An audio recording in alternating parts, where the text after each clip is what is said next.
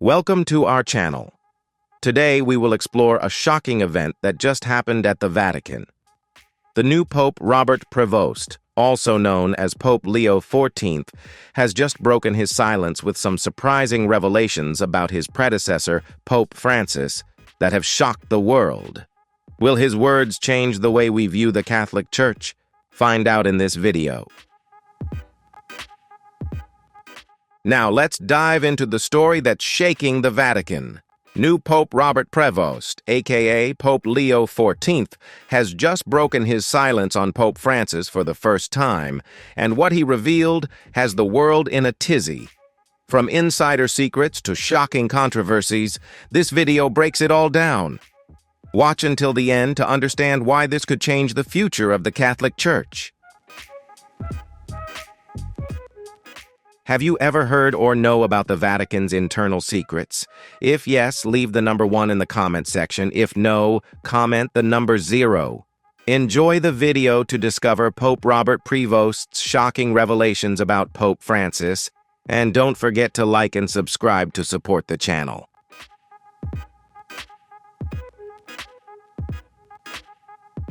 One quiet afternoon in Vatican City, the world received an unprecedented shock.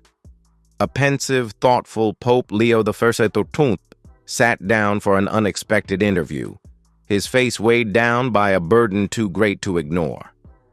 As he began to speak, the world held its breath, captivated not only by his words but by the wordless solemnity that seemed to permeate the air around him.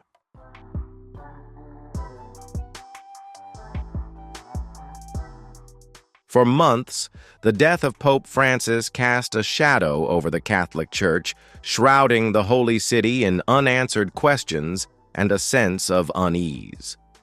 Speculation ran rampant, from natural causes to darker theories. But nothing could have prepared the faithful for what was to come. Pope Leo XIV, the man chosen to carry the torch after Francis's unexpected death, had been harboring a secret so great that it threatened the very foundations of the Church.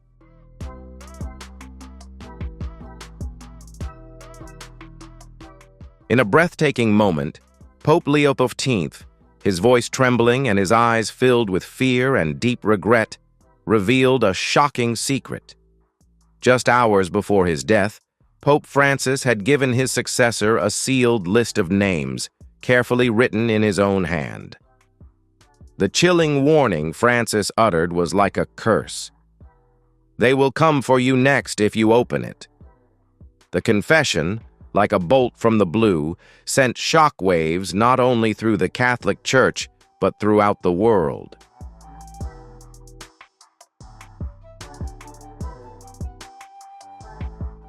For the first time, the current pope admitted the weakness and fear that gnawed at his heart.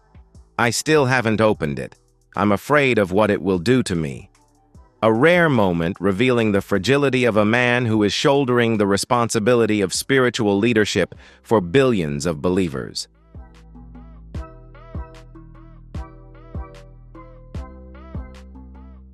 The unexpected confession raised a host of haunting questions. What was hidden on that secret list that had the power to strike terror into God's representative on earth? And more terrifyingly, who were they? What dark forces had Francis alluded to in his dying words? Silence fell over the press room as reporters tried to grasp the unfathomable implications of this earth-shattering revelation. In that historic moment, Pope Leo had opened up a dark corner, exposing the conspiracies that lurk behind the fortified walls of the Vatican.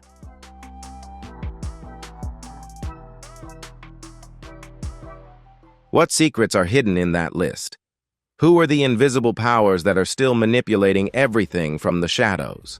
And the most pressing question on everyone's mind: why has Pope Leo remained silent until now? As the news spread rapidly, the world was plunged into a feverish frenzy of speculation and outrage. Could this be the terrible truth that the Church has tried to bury for decades?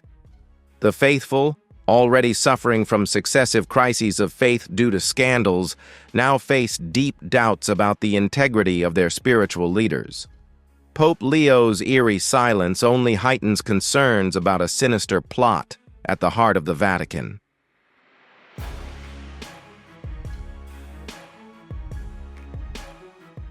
Some have called Pope Leo a hero for revealing the truth, while others have condemned him for not having the courage to open the list and expose the corruption that has haunted the Vatican for generations.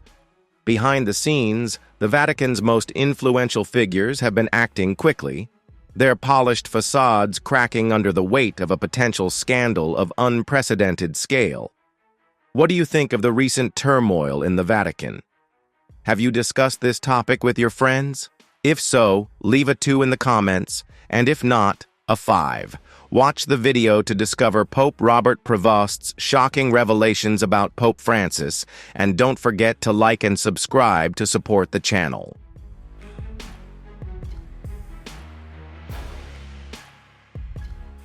Pope Leo XIV was no longer just a religious leader. He was a man torn between truth and survival, between the sanctity of his faith and the unspoken horror of what lay inside that sealed envelope. The world watched as Leo XIV wrestled with his conscience. How could a man anointed to lead millions feel paralyzed by fear? What would happen if he finally decided to unseal the list? Would his courage inspire change? Or would it be his downfall?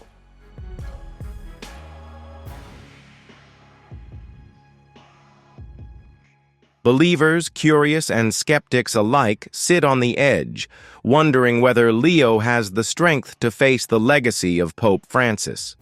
For Pope Leo XIV, the burden of truth has never been heavier.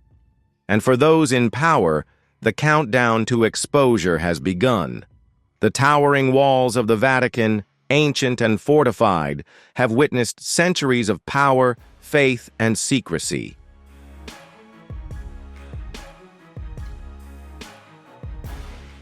But in the final days of Pope Francis's life, those walls seem to be closing in tighter, casting shadows that whisper of things left unsaid.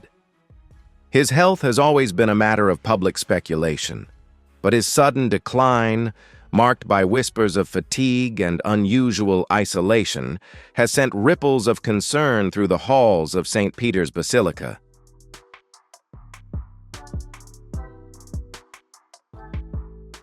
It began subtly, with absences from public view, shorter sermons, and moments when his voice, usually strong and confident, trembled under a silent burden. To the public, these were signs of age, the inevitable frailty that comes with a life of dedicated service. But behind the gilded doors of the apostolic palace, there were whispers of something darker.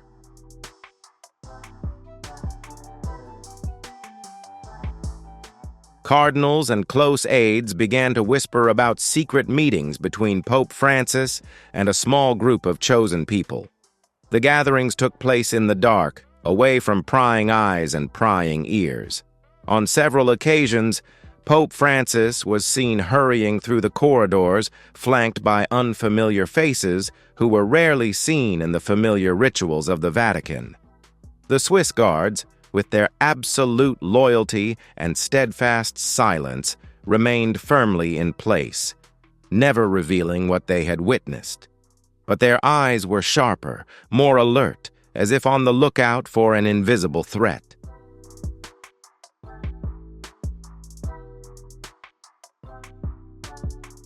The signs of trouble didn't stop there. Pope Francis was seen leaving meetings with a furrowed brow, clutching papers to his chest, scanning the hallways as if searching for ghosts. Rumors began to spread about secret documents, the towering stacks of which on his desk bore the marks of lands far beyond Italy's borders. Some whispered about financial irregularities, while others hinted at deeper secrets, involving names that had long eluded public scrutiny. The whispers, however vague, created a tense atmosphere within the Vatican.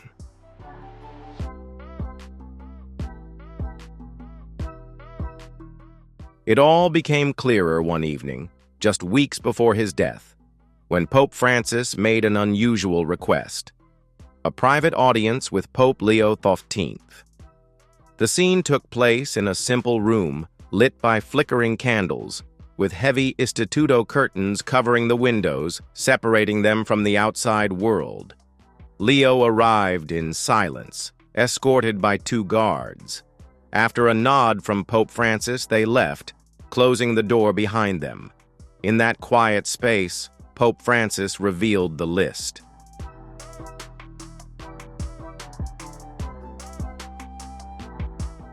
The list was contained in an unmarked folder, sealed with red wax, the edges frayed as if it had been handled many times.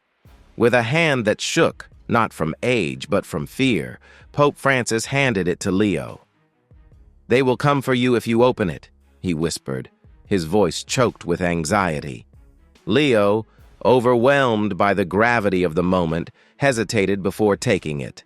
As he touched the folder, he felt its weight, not just of paper, but of the weight of truth, heavier than any responsibility he had ever borne.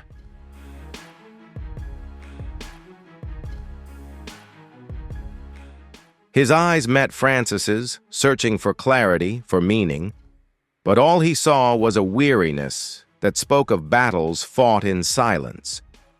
"Protect it, even from yourself," Francis added, his gaze dropping to the floor as if ashamed of the burden he had just handed over. "It is a confession not of sin but of trust, a passing on of knowledge too dangerous to speak."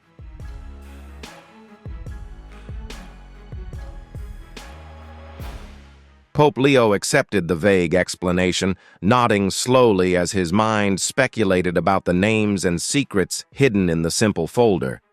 He yearned to ask more, to press Francis for the truth, but the older pope raised his hand, signaling him to be silent. "Some things are better left unsaid. For now," Francis whispered, his eyes fixed on the solemn crucifix on the wall. The meeting ended in a heavy silence. Both men were lost in their own thoughts about what had just happened.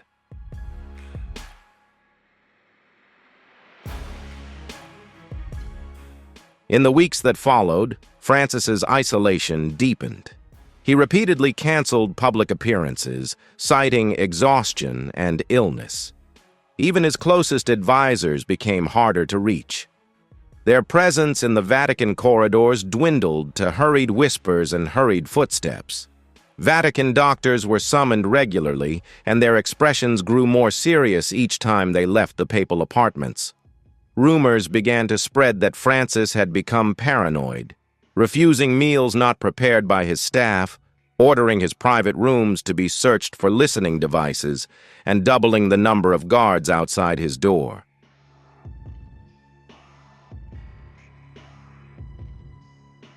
The most disturbing signs come from Pope Francis's private confessions.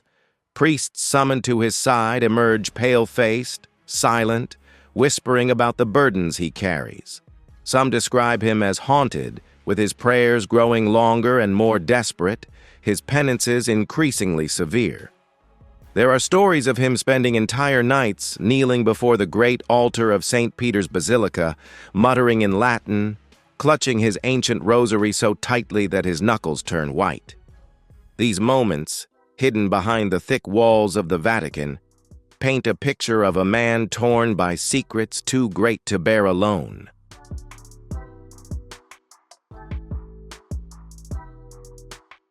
To the public, the Vatican maintained a story of resilience, an aging leader, weary of his responsibilities, but steadfast in his faith. But fear lurked within the church, real, tangible fear. His last public appearance was brief. A wave to the crowd, a faint blessing, and then he disappeared behind the heavy doors of the Apostolic Palace, never to be seen again. When news of his death was announced, it was with the usual solemnity of such occasions. Cardinals gathered, heads bowed in prayer, their faces carefully controlled, masking the turmoil taking place inside the Vatican.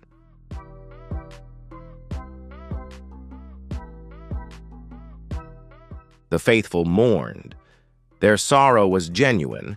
Their prayers were offered for a pope who had led with humility and compassion. But among the clergy, there were persistent whispers of ambiguity, of secrets buried with Francis.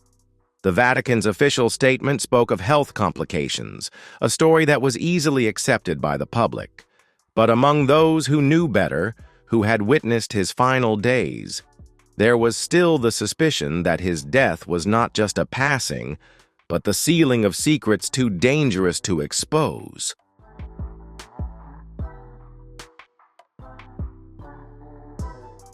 Pope Leo XIV, now burdened with the sealed list, found himself more isolated than ever. His closest advisors had distanced themselves, his every move subject to stifling scrutiny. He had inherited not only the papacy, but also a war to wage, not with swords or sermons, but with secrets and silence. The list, a folder sealed in red wax, remained intact, locked away in the deepest corner of Leo's private study.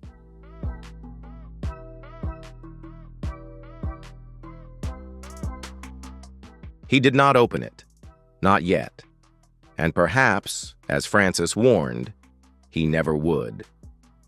The moment was etched in Leo's mind like a cold stone. He remembered the damp chill of the Vatican corridors, the flickering of candles along the ancient marble walls, long shadows that danced like secrets. It was late, well past the hour when visitors were allowed, but he had been summoned.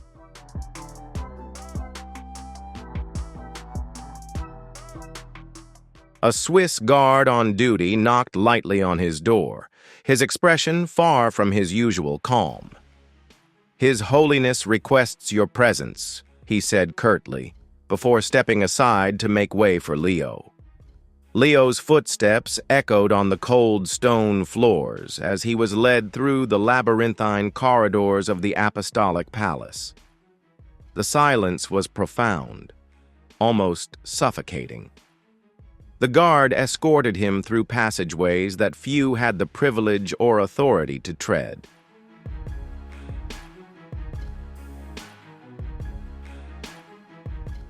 It was a different side of the Vatican, a different kind of sacredness. Not the ostentatious beauty that pilgrims and tourists could see, but a stark, unadorned structure of power. The soaring marble walls towered above him, bare and cold, punctuated only by a few simple iron crosses or portraits of long-ago popes, and their eyes seemed to follow his every step. Finally, they stopped before a door that Leo had never seen before.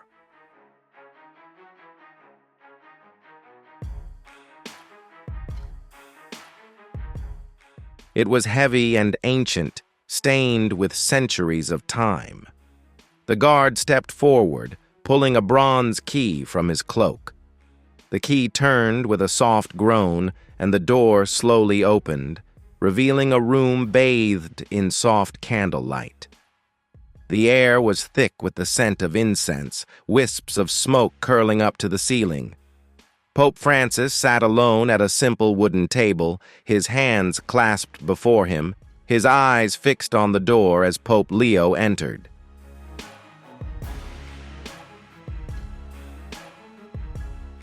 The door closed behind him, leaving the two men in silence. Francis looked much older than Leo had ever seen him. His face was pale, the lines deeper, his shoulders hunched as if he were carrying the weight of the world. He gestured slightly toward the chair opposite, and Leo obeyed without a word, the silence between them stretching like a taut rope. "It's late," Leo finally whispered, his voice soft.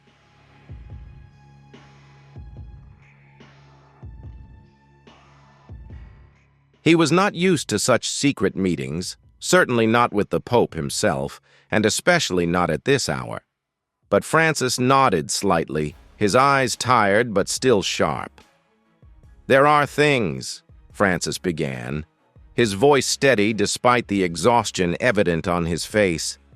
That must be kept secret even from those we trust most." He paused, his eyes never leaving Leo. "But not from you." With a slow, deliberate movement, Francis reached under the table and pulled out a small folder, its edges frayed and its surface creased.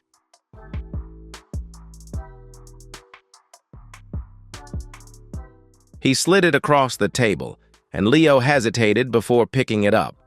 Its weight was surprising, much heavier than a mere piece of paper. He looked back at Francis, his eyes a mixture of fear and resignation. "What is this?" Leo asked, his fingers brushing the edge of the wax seal. Francis's hand suddenly shot out, grasping Leo's with surprising strength. "Not here," he said, his voice firm. "Not now."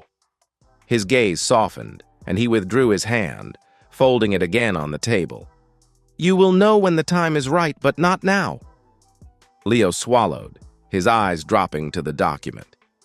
There was a tension in the air, an unspoken danger that neither of them dared to voice.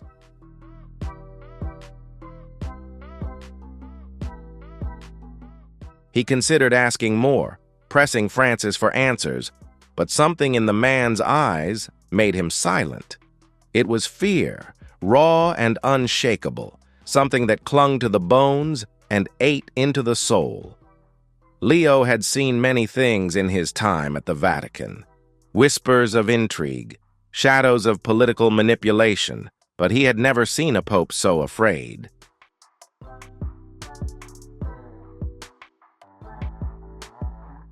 "You must promise me, Leo." Francis's voice was hoarse but firm in the quiet room. "You will not open it unless you are absolutely certain there is no other way. You must understand that curiosity can be a deadly weapon, especially when faced with darkness you cannot imagine." His deep eyes held an indescribable sadness, as if he could see through the darkest secrets of the world. Leo looked into those old eyes, trying to read the weight of years and terrible secrets the Pope carried. He nodded slowly, feeling the solemnity and sacredness of the promise he was about to make. "I promise," he whispered, his voice choked with a mixture of fear and responsibility. Francis seemed to release some of his burden at hearing that solemn promise. His bony hand on Leo's shoulder squeezed lightly, then slowly released.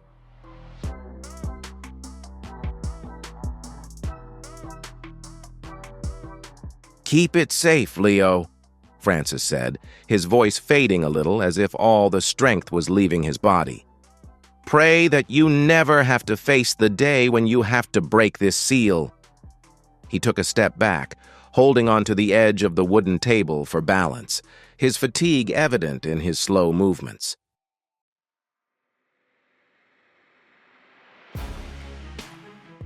Leo stood up, still clutching the small folder in his hand.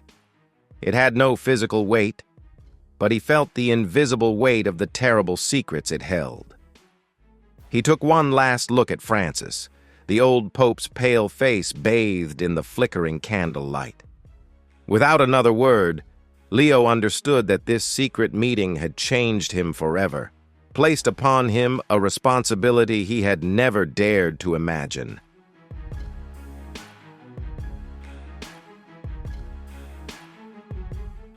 He turned and walked towards the heavy wooden doors, carrying with him a secret that could shake his peaceful worldview, perhaps even shake the firmest foundations of the church. The darkness seemed to thicken in the hallway as he walked, and his footsteps echoed in the eerie silence, a reminder of the burden he carried.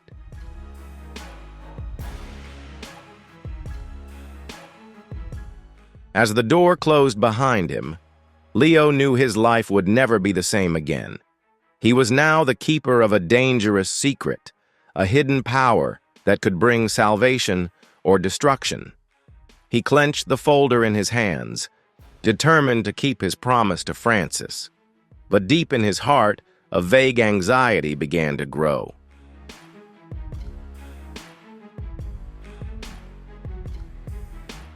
"You must protect it," he whispered, squeezing his hand as if to give him the last of his strength. "Protect it from them. Protect it from yourself." His eyes burned with a determined fire, the weariness momentarily replaced by something stronger, more determined than ever. "Promise me," he whispered, his voice urgent. "Promise me you won't open it until the time is right, when you're absolutely certain there's no other choice." Leo swallowed, feeling the weight of the promise weigh down on his shoulders, weighing down his heart with a vague fear.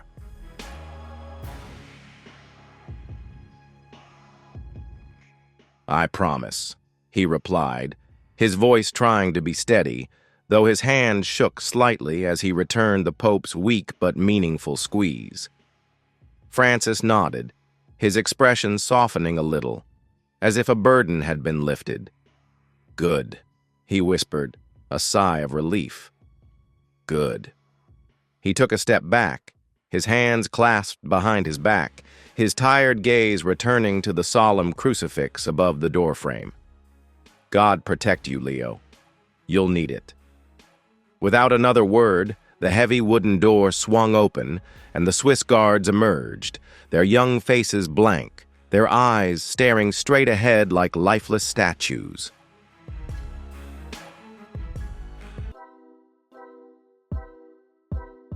Leo stood up, clutching the document to his chest, feeling as if he were holding a secret that could change the course of history.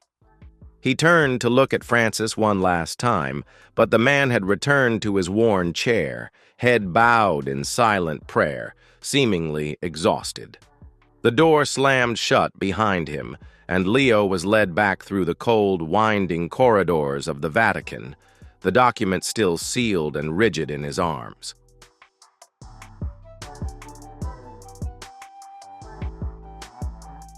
That night, Leo couldn't sleep. Instead, he sat quietly in his room, the mysterious document sitting proudly on the wooden table before him, the flickering candlelight casting pale yellow light across its worn surface. He stared at the red wax seal for hours, his mind racing with questions and terrifying possibilities. What terrible secrets could be hidden within those fragile pages? What did Francis know about them? And who exactly were they, the people the Pope had warned him to protect it from? Leo's hand hovered over the seal, his fingers lightly brushing the jagged lines of the wax, but he didn't dare break it.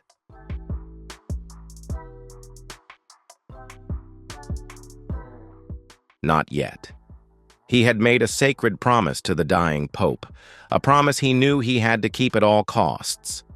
And for now, honoring that promise was enough to stop him. But deep in his heart, Leo felt with a clear sense that one day this mysterious seal would be broken. And when that moment came, he sensed that the world would never be the same again. The Vatican, seemingly a stronghold of faith and moral authority, with towering walls symbolizing centuries of divine influence and spiritual guidance, harbored dark secrets that few dared to reveal.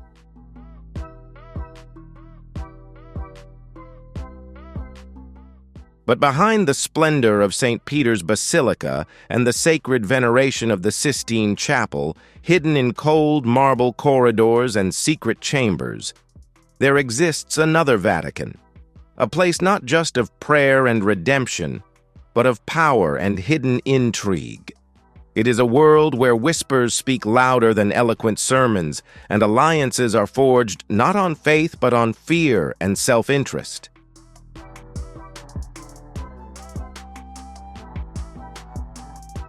Pope Francis, with rare acumen and courage, has understood this harsh reality better than anyone. His pontificate has been marked by a relentless fight, not only against the corruption that eats away at the Church from within, but also against the dark forces that lurk in its shadows.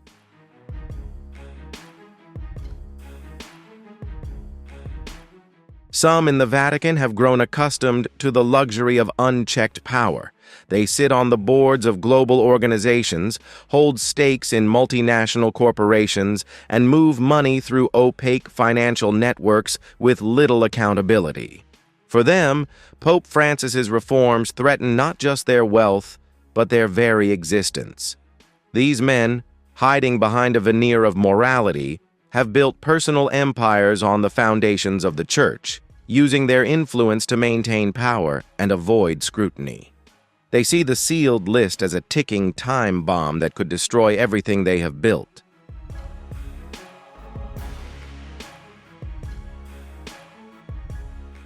Pope Leo XIV, despite his exalted position, remained outside these power struggles. A theologian, his unexpected elevation to the papacy surprised him as much as it did those who sought to control the future of the Church. His election was seen as a compromise, an attempt to appease factions tired of Francis's reforms. Leo was expected to be a bridge, a temporary figure to stabilize the situation. But the sealed list he received upended all plans. It transformed him from a transitional pope into a potential threat to those in power, making him the focus of attention and suspicion.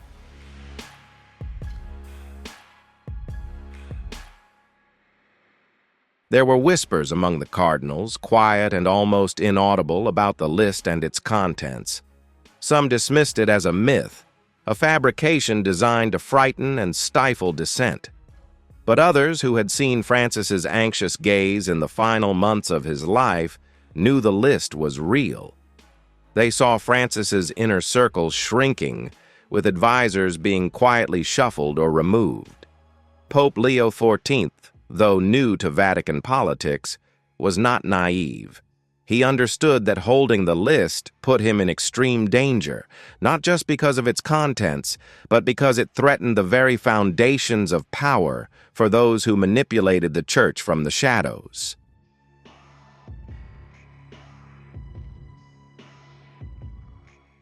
Leo realized that the list was more than a document.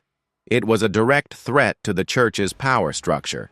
Sealed in its folds were the names of men who had manipulated church finances, covered up abuses, and engaged in political intrigue far beyond the Vatican. These men had orchestrated cover-ups, turned a blind eye to corruption in exchange for power and wealth. Despite the danger, Leo remained steadfast. He had not opened the list, knowing that doing so would be tantamount to signing his own death warrant. The list was more than a record.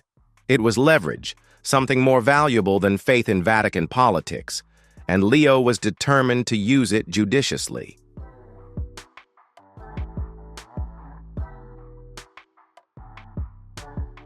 The pressure was mounting, however. After the first public hint of the list, Leo's days became darker, his steps more cautious. The shadows in the Vatican corridors seemed longer, and once friendly faces now regarded him with cold, calculating eyes. Close advisors warned him of the dangers of speaking out, reminding him of the fate of those who had challenged the system before. "You must be careful," they whispered. "The walls have ears, and those ears report to the powerful." Cardinals who had once welcomed him kept their distance, their gazes cold, and meetings became briefer and more cautious, reflecting the underlying tension within the Vatican.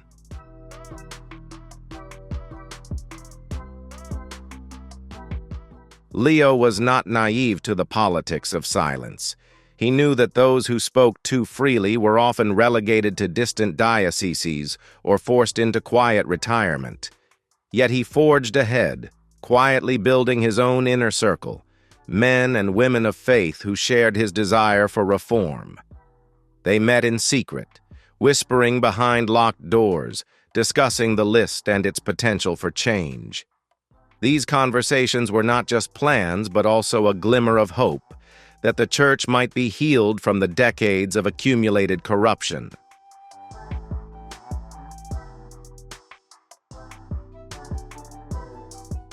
In a secret meeting, a trusted bishop, whose name only a few know, reveals the shocking truth.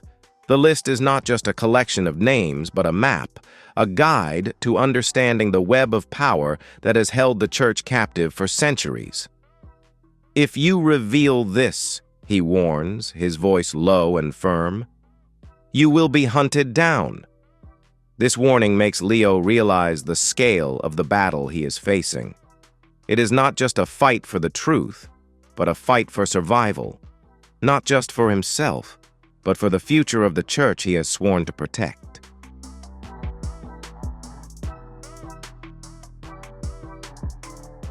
"Not only by those within these walls, but by forces beyond them," the bishop said, his voice low and anxious. Pope Leo XIV sat silently, the weight of the revelation weighing heavily on his shoulders. He had suspected the existence of such forces, but to hear them confirmed directly was a shock of a different kind. His gaze fell silently to the crucifix hanging above the door, the wood worn smooth by centuries of prayer. In that moment, he wondered if simple faith would be enough to protect him from what lay ahead.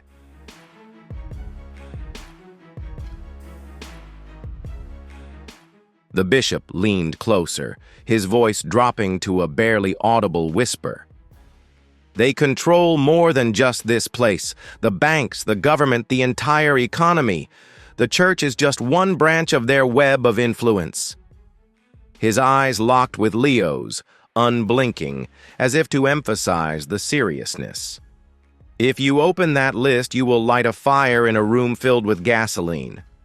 Leo nodded slowly, his fingers brushing the edge of his robe, feeling the weight of the warning. But deep inside him, another truth was clear. If he did not act, if he chose to remain silent, the corruption would continue to spread, unchecked, and those who suffered in its shadow would be forgotten forever.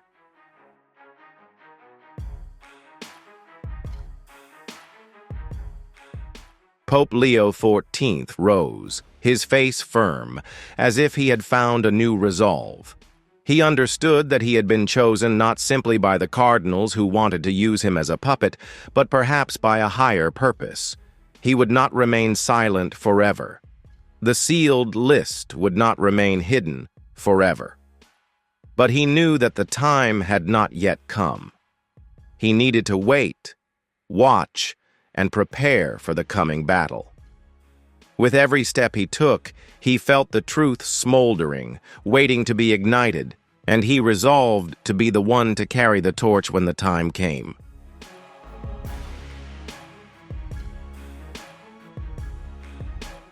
In the corridors of the Vatican, whispers spread, speaking of darkness that stretches far beyond the light of faith, reaching to the very heart of global power.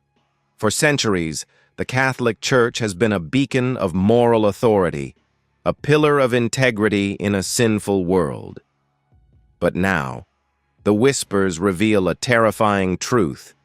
Even this beacon is not immune to the darkness. Leo knows that his battle is not just for the Church, but for the souls of those who believe in it, and he is willing to face any force to defend that light.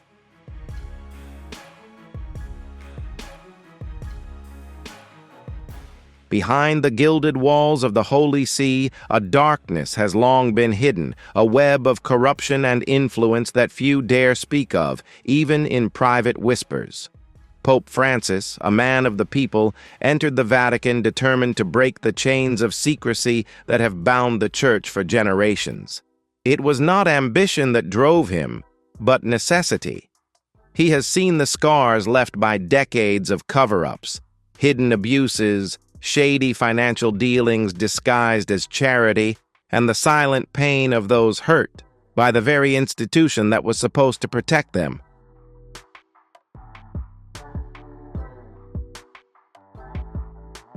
The dark secrets of the clergy are not mere rumors circulating among the faithful. They are truths buried beneath layers of lies and denial. When Francis ascended to the papacy, he inherited not just a role as spiritual leader, but also a legacy of hidden sin that spanned centuries. The scandals that have come to light in his early years are just the tip of a deeper, more dangerous problem that spans continents and generations. Francis understands that to save the Church, he must confront truths that many before him have chosen to avoid.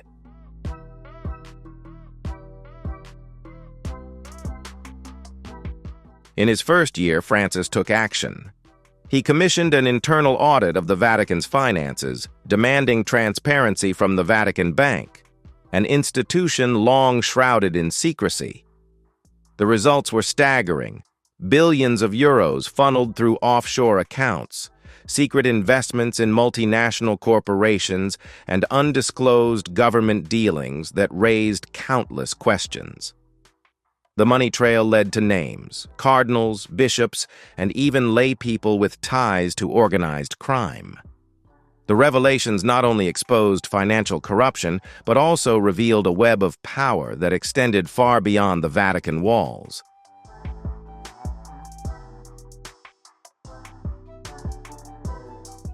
But corruption is not limited to money. There are darker truths, ones that even Francis has difficulty understanding.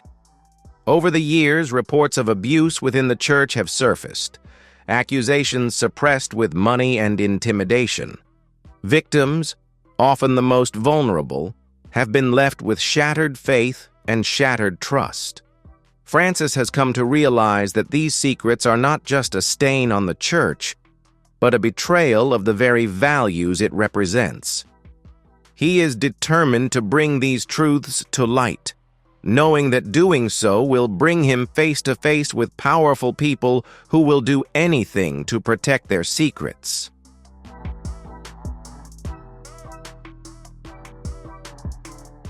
Their voices are drowned out by the majesty of Vatican power. Those who dare to speak out face threats, excommunication, or worse, disappear from public view without explanation. Francis's efforts to expose these injustices have met with fierce resistance.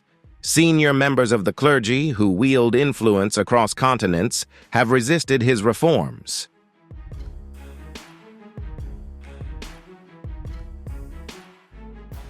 Meetings were held in secret, strategies were discussed to undermine his authority and delay his investigations. Francis always knew his path would be fraught with danger, but even he underestimated the influence of those seeking to protect their own interests. There was one name, however, that struck fear into even the most powerful members of the Vatican.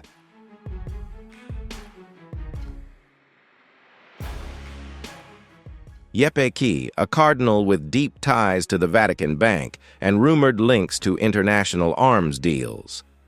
Key's influence is unparalleled, his reach extending not only across Europe, but into the political arenas of South America and beyond. He has been a vocal opponent of Francis's reforms, publicly criticizing his calls for transparency and condemning his efforts to audit the Vatican's finances. Conti is not alone.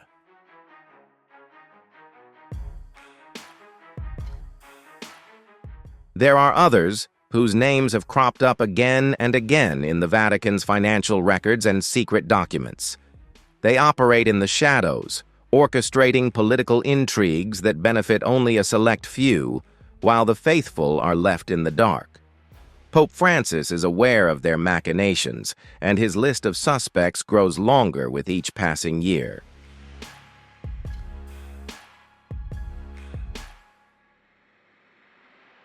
Pope Francis knows the risks of confronting the powerful forces within the Church. Exposing them means tearing down the pillars that support the Vatican, but he cannot ignore the darkness that has eaten into the organization. Corruption is not just a financial issue. It is a systemic abuse of power, inextricably intertwined with the Church's holy mission. The exploitation of the vulnerable, the manipulation of power, and the embezzlement of funds meant for the poor are all hidden behind a veil of holiness that few dare lift. Francis has taken up this fight not for glory, but out of a conviction that the Church must be purified to truly serve the people.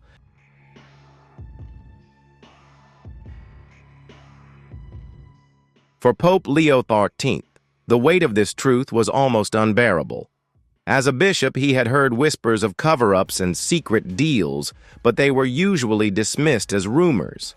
Now, with the sealed list in hand, those rumors became terrifyingly real. The list was more than a collection of names.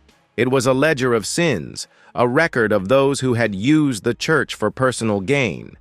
It was rumored to contain the names of those implicated in financial corruption, abuse, scandal, and political manipulation, from those who sheltered criminals to those who used the church's influence to meddle in elections and stifle dissent.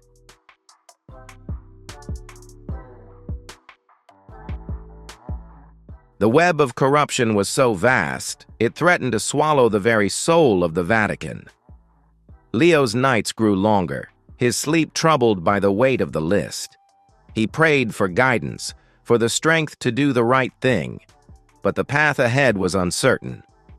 Revealing the list would strike a blow to the very institution he had sworn to protect, but remaining silent would mean allowing the darkness to spread. He now understood Francis's fear. The list was not just a tool for reform, but a weapon that could topple empires within the church with untold consequences.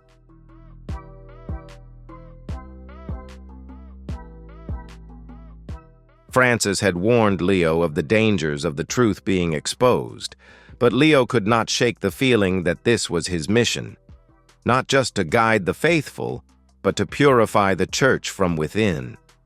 The secrets of the clergy were no longer whispers. They were hard truths, guarded by power and fear. Leo XIV, whether he wanted to or not, held the key to unlocking the truth. But he knew the path ahead was fraught with peril. The darkness had eyes, and those eyes were watching his every step, waiting for the moment he would stumble.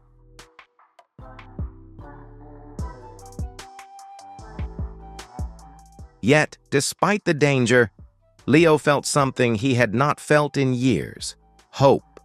Hope that the darkness could be banished. Hope that the sins of the past could be cleansed and the church restored to its former glory. He knew the battle would be long, the risks unimaginable. But for the first time since receiving the list, he did not feel fear. He felt determination.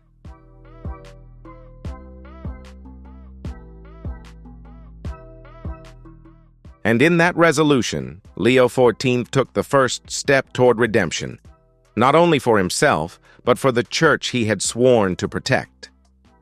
Pope Leo XIV sat alone in his private chamber, the flickering light of a candle casting long shadows on the wall. Before him, untouched and unmoved, was the sealed list that Pope Francis had entrusted to him that fateful night.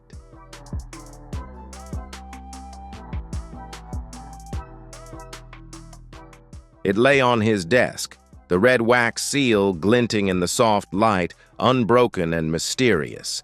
For weeks he had stared at it, his hand hovering over its surface, his fingertips brushing its edges, but each time he hesitated, wavering on the brink of revelation.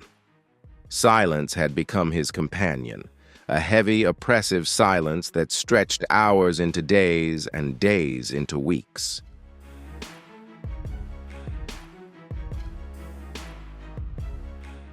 Outside the thick stone walls of his room, the Vatican continued its rituals. Prayers were offered, hymns were sung, and the faithful gathered beneath the vast dome of St. Peter's Basilica, completely unaware of the storm brewing just beyond their reach. But within those walls, the whispers grew louder. Questions began to circulate.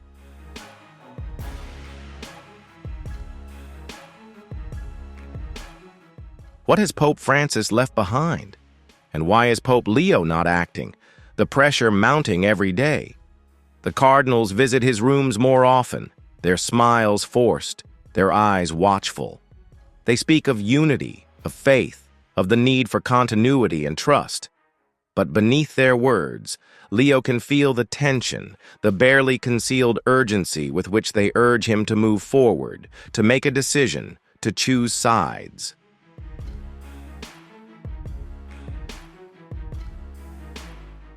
The Vatican's rulers wanted to bury whatever secrets Pope Francis had left behind, to smooth the rifts that threatened to tear the Holy See apart.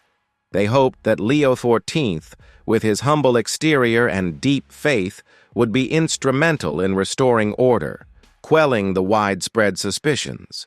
But Leo remained silent, a silence so meaningful it unsettled the powerful. In meetings, he responded to probing questions with platitudes and biblical quotes, deftly dodging pressure with the grace of a seasoned theologian. "In time," he said, his hands folded in his lap, his voice calm but firm. "In God's time." These words, though gentle, carried the weight of a man who knew the burden he was carrying, and they made those he met feel a vague unease.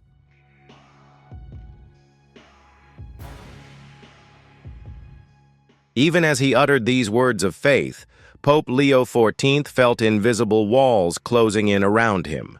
The weight of the sealed list, the secret that Pope Francis had entrusted to him, held on his soul like an iron grip, making each passing moment carry a hidden tension. He knew that the list was not just a document, but a threat to those who manipulated the Church from the shadows. His silence, however temporary, could not forever conceal the truth that was simmering, waiting to explode.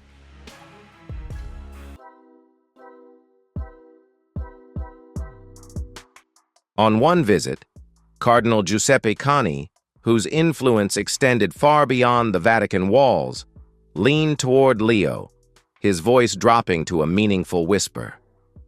"The Church thrives on faith, Your Holiness," Cani said, his hand resting firmly on Leo's shoulder, his fingers tightening just enough to convey a wordless message. "But faith must be guided, not questioned." Leo looked Cani straight in the eye, his gaze unwavering, but his heart heavy with the meaning of the carefully veiled warning. Cani did not simply represent the Vatican. He was a conduit to outside powers who would act to protect their interests, no matter the cost.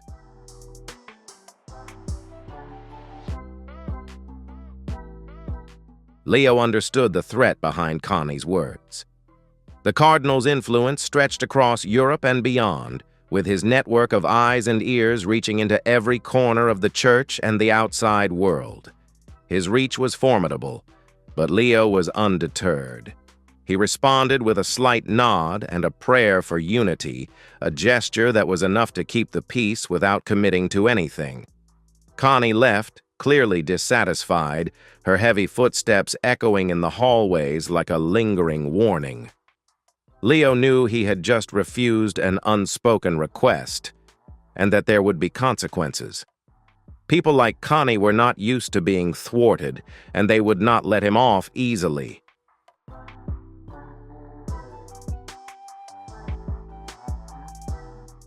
That night, Leo knelt in prayer longer than usual, his knees pressed against the cold stone floor of his room. His hands were clenched, his lips moving in silent prayers, asking God for guidance, clarity, and strength to face the road ahead. But the silence that answered was deafening, as if the heavens themselves were wavering. He felt more alone than ever, torn between his mission to protect the Church and the fear that the truth might destroy it. The list, unopened, had become a haunting specter, a reminder that every day he remained silent was a day he was delaying the inevitable battle.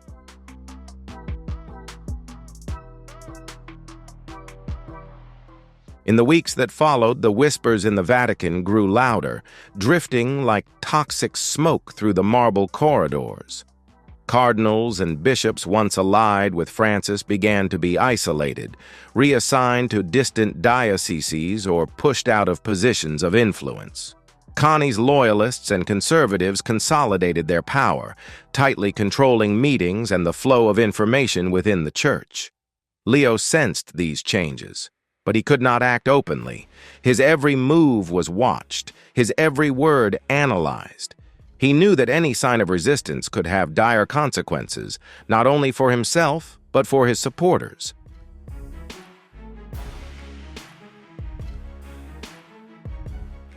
Despite the pressure, Leo quietly built a small group of loyalists, bishops, priests, and even a few lay people who shared his desire for reform. They met in secret, behind locked doors, to discuss the list and its implications.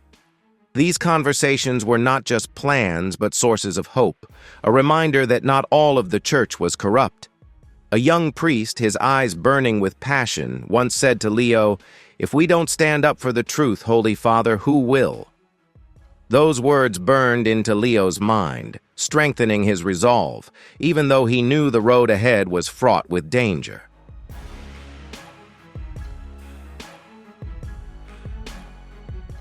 One quiet night, as the moonlight streamed through Leo's study window, he sat alone, holding the sealed folder in his hand. He had never opened it, but the weight of it, not just physical, but mental, kept him awake. He wondered if Francis had sat like this, struggling with the same fear, the same burden. The list was more than a document. It was a verdict, an indictment against those who had betrayed the Church. But it was also a call to action, a chance to purge the Vatican of the darkness that had taken root for so long. Leo put the folder down, his gaze steady. He would not open it now, but he knew that the time was coming, and when it did, he would have to be ready to face the world.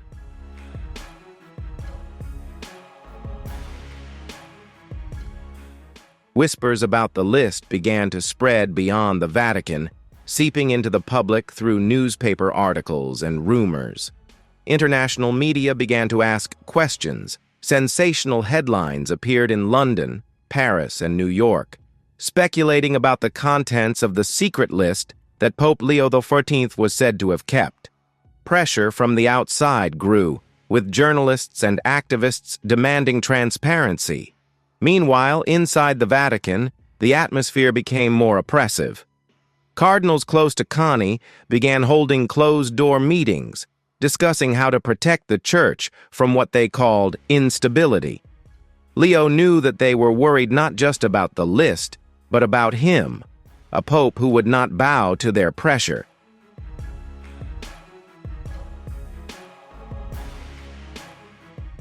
Leo began to receive indirect warnings. An anonymous letter landed on his desk with just one line: "Silence is safe."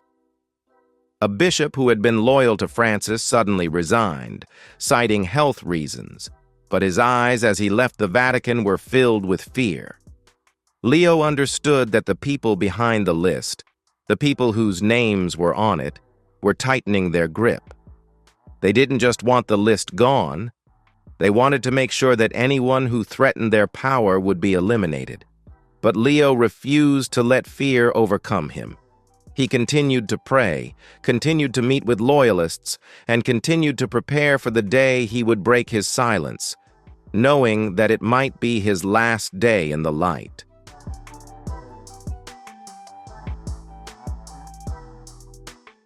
Rumors of the secret list had spread beyond the Vatican walls, to journalists and politicians.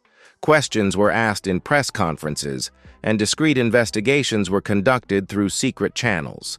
Each time, the Vatican responded with composure, denying the allegations, insisting that Pope Leo XIV was focused on leading the Church into a new era of faith and unity.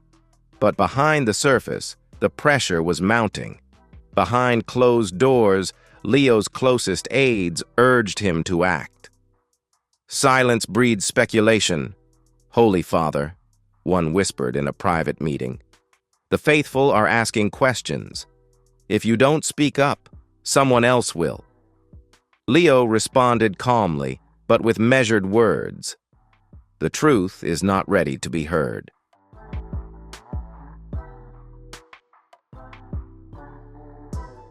Still, a flicker of doubt crossed his face. Leo's nights were troubled, and he often woke in the dark, his heart pounding. The sealed list, still lying in the drawer under his desk, seemed to carry an invisible, indomitable, haunting weight. Many times he got out of bed, his bare feet cold on the stone floor, and stood still before the drawer, his hand hovering over the handle. But each time, fear, something as strong as iron chains, bound him, preventing him from opening it. He realized that the list was not just a document, but a burden that could change the fate of the church and of himself.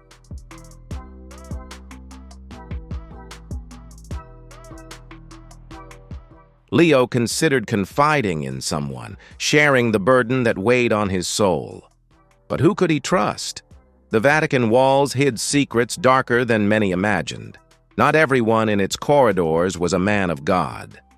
Some wore their robes as a cover for political ambitions, while others were pawns manipulated by forces stronger than faith. Sharing secrets meant risking exposure, risking betrayal. Pope Leo XIV knew this, and so he kept silent, even though that silence became increasingly unbearable.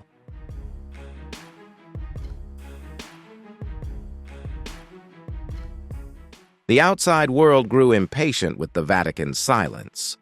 Rumors began to circulate about the secret list, digging deeper into allegations of corruption within the Church.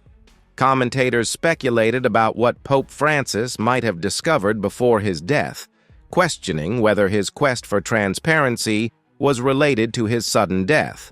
Questions about the Vatican's finances, political alliances, and ties to powerful global entities mounted, creating a relentless wave of pressure from the public and the press.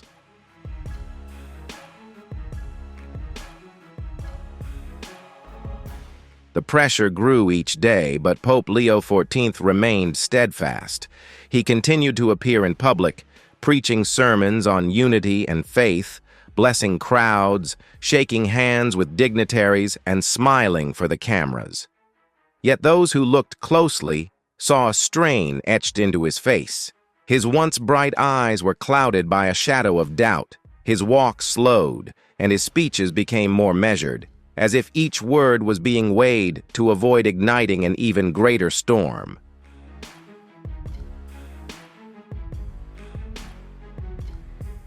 The burden of truth seemed heavier than Leo had anticipated. Behind the scenes, his aides worried as the silence wore on him. They urged him to speak up, to reveal what he knew, but Leo resisted. "In time," he said, his voice soft but firm. "In God's time." But the clock was ticking. He knew his silence could not last forever. Forces were at work, beyond his control. In the way the cardinals looked at him, the glances they exchanged during meetings, the hushed whispers when he entered, Leo sensed invisible walls closing in, as if the Vatican were conspiring against him.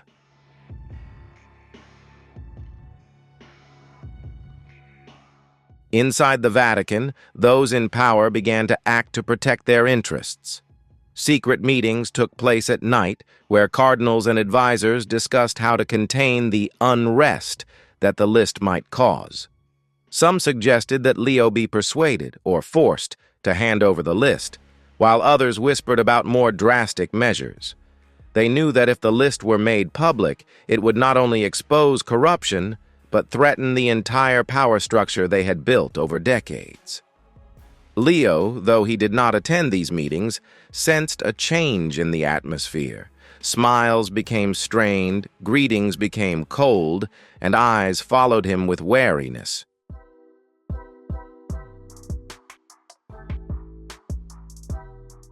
Outside the Vatican, public pressure was mounting. Small protests began in Rome, with people holding signs calling for transparency. Investigative journalists, smelling scandal, began digging deeper, contacting old sources within the Vatican and analyzing unusual financial transactions.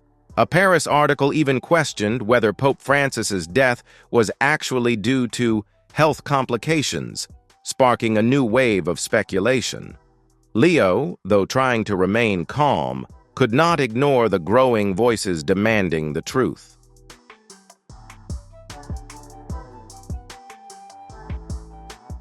In his lonely moments, Leo would often retreat to the Sistine Chapel, where Michelangelo's great frescoes seemed to remind him of the church's sublime mission.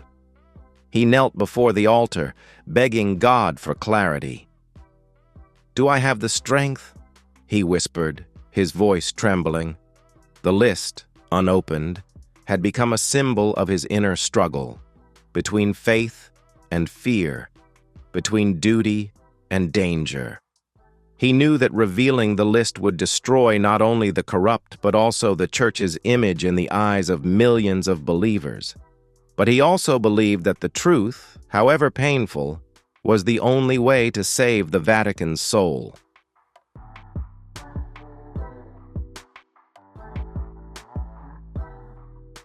To protect himself and the list, Leo began taking cautious steps. He secretly entrusted a copy of the list to an old friend, a priest living in a small Italian village, with the message, "If anything happens to me, make sure the truth is known." He also began keeping a diary, recording his thoughts and observations as a way to preserve the truth should he ever be unable to speak up for himself. These actions, however small, gave Leo a sense of control in the midst of the approaching storm. But he knew that they were only temporary measures. Sooner or later, he would face the ultimate choice: to keep quiet or to expose everything.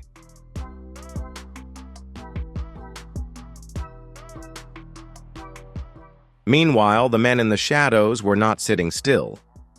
One night, a close advisor to Pope Leo XIV received an anonymous phone call with a chilling message: "Tell the Pope that his time is up."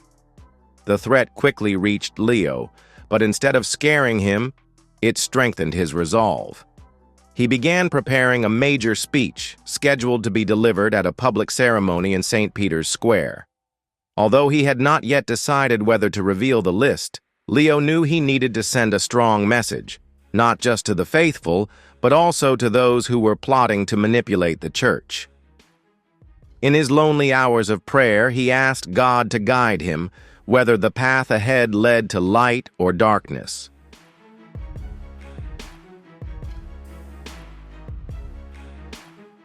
The Vatican is holding its breath, waiting for Leo to act, for him to break the silence that has enveloped the church for generations.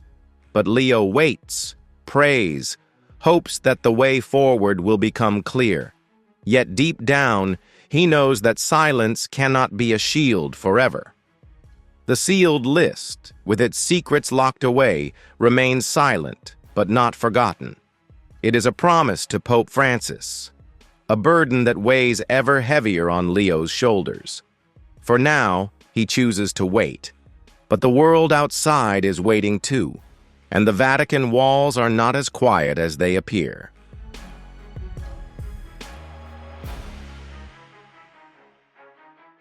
Under the ancient domes of the Vatican, once filled with prayers and rituals, suspicions were rife.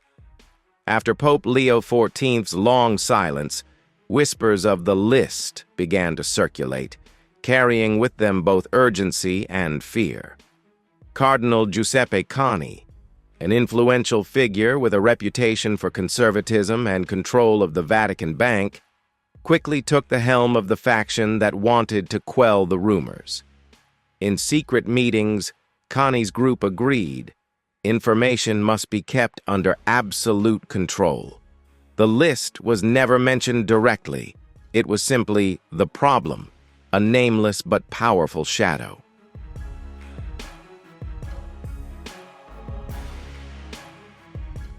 On the surface, the Vatican continued to function as if all was well.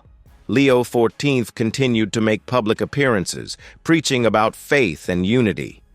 But behind the blessings, Cani's inner circle was quietly changing. Loyal papal advisors were removed, speeches were tightly censored, and the new confidants were all conservatives. In doing so, they isolated Leo, not with chains, but with silence, surveillance, and constant watchful eyes.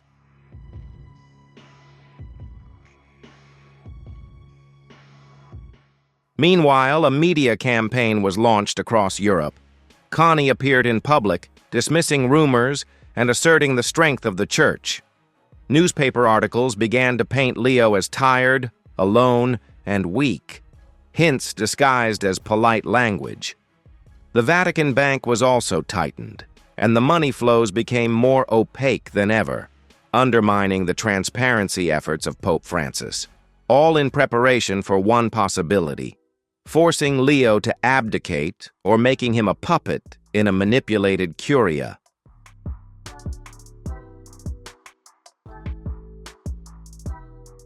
Silence was not weakness, but choice. He knew that if the list, a document containing truths that could destroy the highest echelons of power, were revealed, the Church would collapse. So he waited. In the darkness of whispers amid endless pressures and political games, Leo held on to one thing: the belief that the truth, however hidden, would one day be told. And when that moment came, the whole world would listen.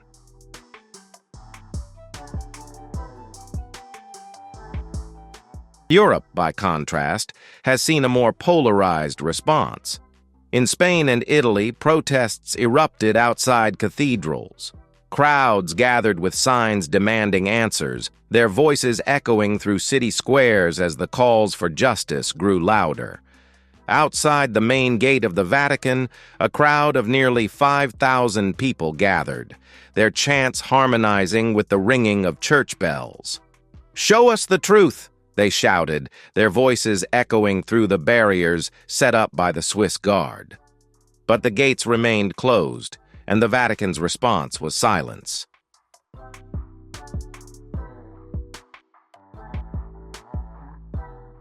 In the United States, the reaction was nuanced. Political leaders took to the podium, some calling for a full investigation into the Vatican's activities, while others called for restraint and respect for religious sovereignty. Senators wrote letters to the Holy See, urging Pope Leo XIV to reveal what he knew. Television hosts speculated wildly, with some even suggesting that the list might contain the names of American officials with ties to Vatican finances. The speculation grew so intense that the White House press secretary was forced to issue a statement denying any connection between American politicians and alleged corruption in the Church.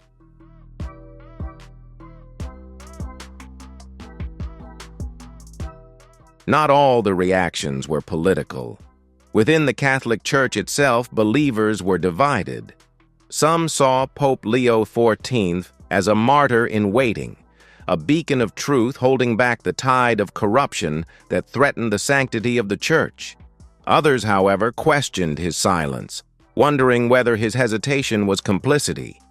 Was he protecting the guilty? Was he delaying the powerful behind closed doors? The questions grew louder with each passing day.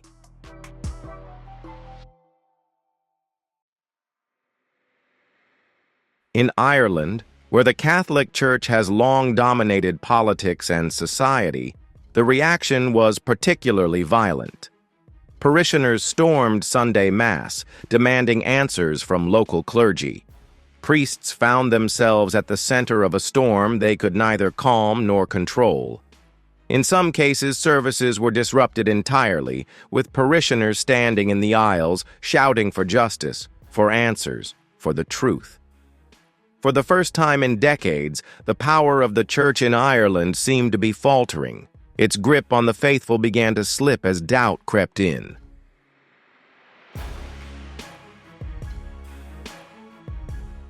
The international press was unforgiving.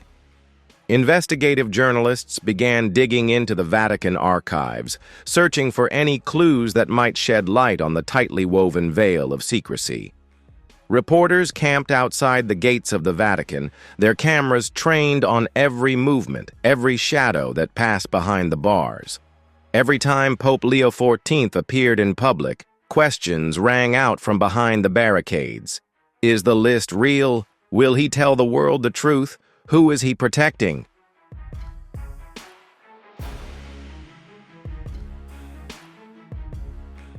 But the Pope remained steadfast in his silence.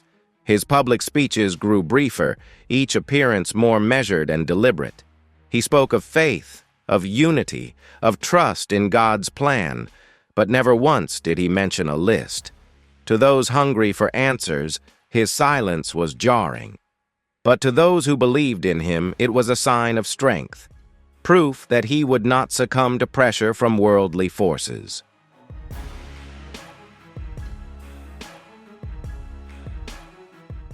Diplomatic channels began to strain. Ambassadors from various countries contacted the Vatican, some expressing support, others asking for transparency. Behind closed doors, there were whispers of international investigations, of political leaders pressuring the Holy See to reveal information that might implicate members of their governments.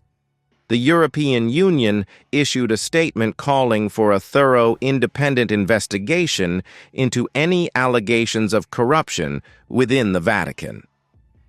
The Vatican, true to its style, responded with a simple statement of faith and sovereignty, insisting that its internal affairs were not subject to outside judgment.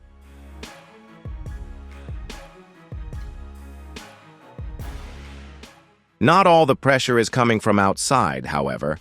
There are dissenting voices within the Church. Bishops and cardinals from regions traditionally loyal to reform are beginning to speak out, albeit cautiously. They are calling for transparency, clarity, and an end to whispering and speculation. Faith is not built on secrecy, Bishop O'Connell of Dublin declared at a Sunday Mass. His voice echoed through the congregation with a force that shook the pews. His words have sparked a movement in Ireland, where clergy are beginning to openly question the Vatican's silence.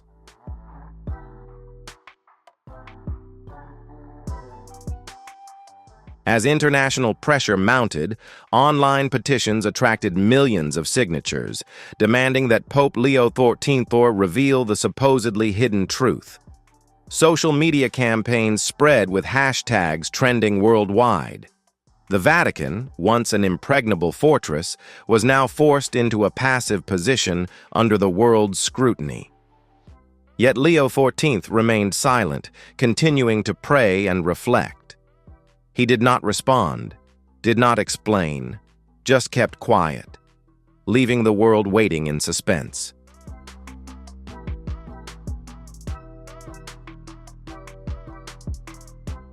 But the world could not wait forever.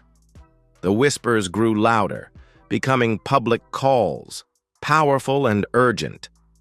Outside the Vatican, hundreds of faithful continued to gather each evening, their candles illuminating St. Peter's Square.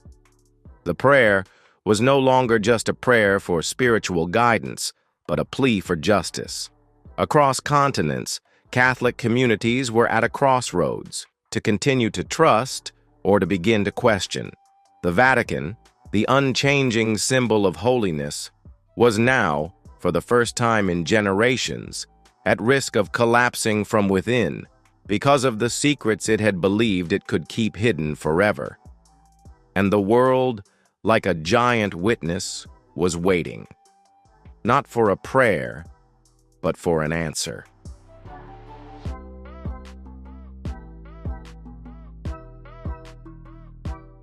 Meanwhile, rumors about the list's contents began to spread like wildfire. While the Pope remained silent, the world did not. International media outlets scrambled to analyze every obscure detail, every leaked news story, every gesture from Vatican officials. Anchors, political commentators, and religious scholars dissected the possibilities. Who was on the list, and why? In behind-the-scenes conversations, from newsrooms to the corridors of power, the list became an obsession, both vague and threatening. A mystery that, if exposed, could shake the global religious and political order.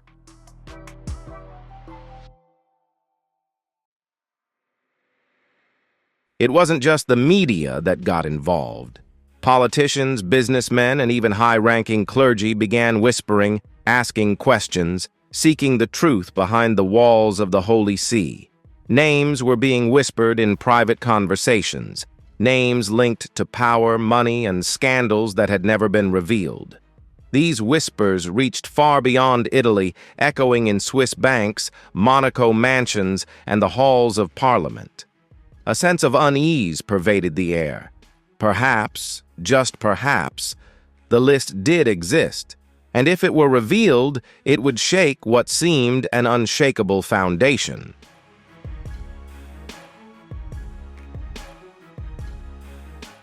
Among the most widely speculated names is Cardinal Giuseppe Cani, who controls Vatican finances and has deep ties to Europe's political elite. Rumors swirl about offshore accounts, shady dealings in the name of charity, and the hidden power he wields within the Vatican. Alongside Cani is South American Cardinal Alvarez, suspected of misusing church funds for personal investments and political influence in Argentina and Brazil. In Europe, Archbishops Moreau of France and Donovan of the United States have also been named, both embroiled in rumors of unexplained wealth and secret investments. Meanwhile, Cardinal Rinaldi of Italy is accused of covering up abuse for decades, moving accused priests across borders to avoid investigation.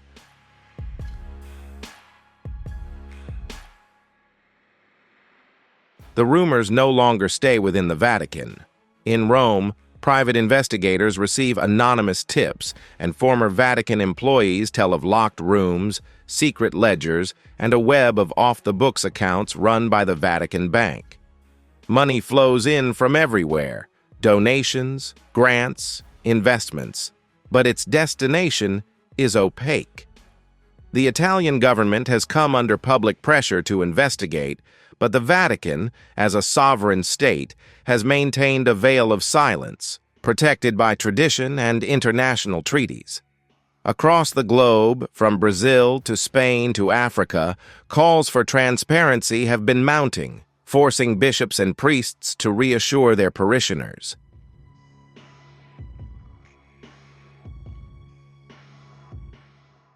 The Vatican has yet to respond. Pope Leo XIV continues to make public appearances with sermons calling for unity and faith, but his silence no longer means what it once did. His advisors are increasingly cautious, and the scrutiny around him is tightening. The list remains sealed, but the world is growing impatient. Activist groups, media campaigns, and political pressure continue to mount. Leo's silence is no longer a symbol of steadfastness, but a weighty question. Who is he protecting, and why? Because if the list is real, the truth within could shake not just the Vatican, but the very foundations of global power.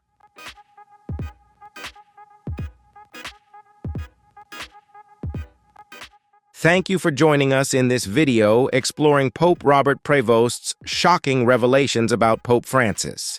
This story has captured the world's attention. What do you think about it? Share your thoughts in the comments. Hit like if you find it interesting, and don't forget to subscribe with the notification bell on so you don't miss the latest updates from the Vatican. See you in the next video.